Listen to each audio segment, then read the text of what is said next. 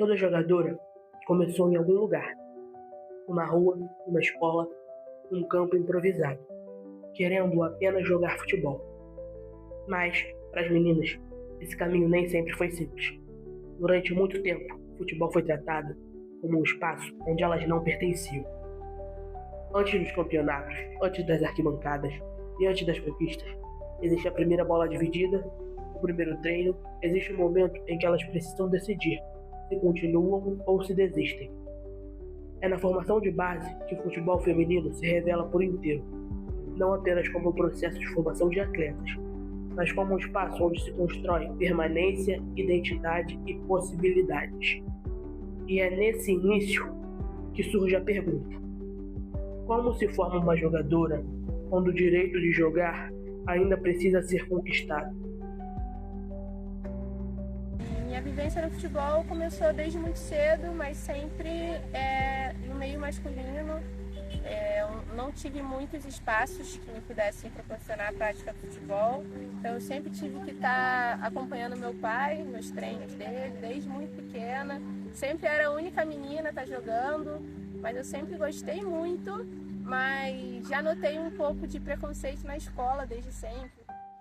Eu já tentei ser jogadora de futebol desde pequenininha, né? Eu tentava jogar bola, só que assim, no meio dos meninos, porque era a única coisa que cabia, porque não tinha menina naquela época. Foi uma história de muitas mulheres, né, da minha idade. Eu era a única menina da escola de futebol. Assim, eu me sentia um pouco mais ali acolhida porque eu tinha o meu primo, mas eu sentia que talvez o futebol não fosse para mim. Quando eu fui ficando um pouco mais velha, outras meninas foram entrando, mas eu nunca tinha de fato um time de futebol só de meninas para jogar. Só fui ter quando eu estava na universidade, e aí eu descobri de fato o futebol de meninas e mulheres. E eu observava que tinham poucas possibilidades para as meninas. As meninas dos times dos meus filhos treinavam, mas nunca eram relacionados e nunca jogavam. E isso já me incomodava. Muita gente não sabe, mas o futebol foi proibido por quase 40 anos no Brasil e em outros países também. Não só o futebol, mas esportes considerados incompatíveis com a natureza feminina. Então as mulheres não podiam praticar, era uma lei. E só após os anos 90, só ali no início dos anos 80, que as mulheres foram de fato permitidas a jogar futebol de maneira organizada, de maneira legalizada. Então, esse gap, né, esse período em que as mulheres foram proibidas, afetou muito a forma de desenvolvimento do futebol feminino.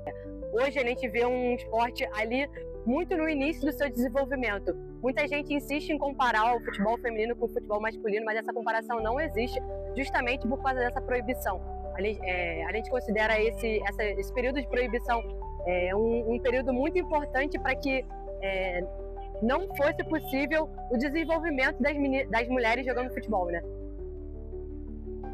Então, quando você vai falar sobre o futebol feminino, você não pode ignorar esse contexto histórico, porque isso afeta muito o futebol de hoje, né? O futebol de atualmente.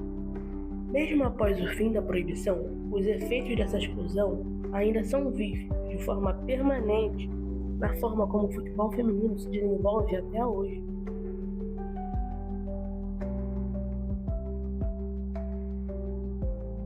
Bola desde 5 aninhos, sempre foi minha paixão jogar bola, minha paixão número 1. E assim, eu sempre joguei com meninos, nunca joguei com meninas, então pra mim se tornar jogadora de futebol era uma coisa meio impossível, porque eu nunca tinha visto muitas meninas jogar e sempre, como eu falei, sempre joguei com meninos. Então teve uma vez que eu tava na casa de um time meu e ele falou: vou te levar em um time de futebol feminino. E eu fiquei, caraca, que maneiro, onde é isso, né? E aí eu fui, e cara, quando eu cheguei lá, era mais de 20 meninas jogando juntas, e aquilo pra mim foi impressionante, porque eu nunca tinha visto aquilo, eu sempre joguei com meninos, sempre vi meninos jogar, nunca tinha visto meninas, né, jogar, e a partir dali abriu tudo pra mim. Falei, cara, eu quero jogar bola, quero ser jogadora, quero ver isso aí. E aí, quando me pediram para montar, eu falei, não, nós vamos montar um time de base. Então nós criamos um time de base dentro do Barra da Tijuca, mas de alta performance. E aí nós iniciamos com uma peneira, né, dentro de um condomínio na Barra, para meninas de 15 a 17 anos. E aí eu fiquei muito surpresa, porque apareceram muitas meninas, né? várias meninas da região, fora da região, e eu falei, gente, há uma carência no mercado, né, de espaços para que as meninas possam jogar a bola, treinar, principalmente falando de alta performance na base. Então daí surgiu. Nós criamos a Malaguetas para ser um espaço onde meninas e mulheres se sentissem à vontade para praticar futebol. Quando a gente idealizou esse projeto, a gente teve muito, assim, de primeira na nossa mente que as nossas professoras precisavam ser mulheres, porque é muito importante, principalmente para meninas, que elas consigam ver referências. Então, quando você tem aquela tia ali sendo professora, você consegue não somente tornar o ambiente mais acolhedor, né, para as meninas que estão ali tendo o primeiro contato com o futebol, mas para as meninas também que querem se desenvolver, né, já que já tem uma vivência no futebol, no esporte, mas que também elas se sintam ali seguras de estarem praticando, veem na tia também uma forma de referência, de inspiração. Então, eu dou aula para meninas crianças, muito importante, né, ver meninas que são o futuro, né, do futebol feminino, estando no futebol, entrando no futebol, tendo essa oportunidade. Eu acredito que a gente está desenvolvendo muito o futebol feminino aqui no Brasil, no Rio de Janeiro, através das escolinhas. Mas eu acho que isso reflete muito o que acontece na sociedade como um todo, né? A gente que trabalha com futebol, a gente que está inserida no futebol desde muito cedo, infelizmente isso é normal.